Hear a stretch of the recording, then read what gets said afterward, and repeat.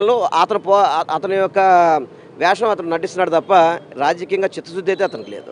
చివరికి ఒక ప్రశ్న అండి. మీ పార్టీ అధినాయకుడు జగన్మోహన్ రెడ్డికి తోడబుట్టిన చెల్లెలు షర్మిల ఈరోజు మీరు గతంలో పనిచేసిన కాంగ్రెస్ పార్టీ అధ్యక్షురాలుగా వచ్చి మళ్ళీ మీ పార్టీ నుంచి చాలామంది నాయకులను అట్లు లాగే ప్రయత్నం చేస్తున్నారు. సొంత అన్న మీద, సొంత అన్న పరిపాలన మీద అవినీతి ఆరోపణలు కూడా చేస్తున్నారు. దాన్ని ఎలా చూస్తారు? సరే, ఇప్పుడు దగ్గుబాటి పురంధేశ్వరి గారు, ఆమె కూడా మరి దగ్గుబాటి వెంకటేశ్వర గారు, పురంధేశ్వరి ఇద్దరు కూడా తెలుగుదేశం వ్యవస్థాపక నుంచి ఉన్నారు కదా. వాళ్ళు బీజేపీ అధ్యక్షులు లేరా? అక్కడ లేని ఇబ్బంది ఇక్కడ ఎందుకు వస్తుంది? అదేవిధంగా షర్మిల గారు ఈరోజు కాంగ్రెస్ పార్టీలో చేరడం అనేది చాలా బాధాకరం కూడా. ఎందుకంటే కాంగ్రెస్ పార్టీ ఈ రాష్ట్రాన్ని నిట్టనలో చీల్చేసింది, ఈ రాష్ట్రాన్ని నాశనం చేసింది. అటువంటి కాంగ్రెస్ పార్టీలో ఈరోజు ఆమె చేరి ఏం సాధిస్తుంది? ఈరోజు దానివల్ల ఉపయోగం ఏంటి?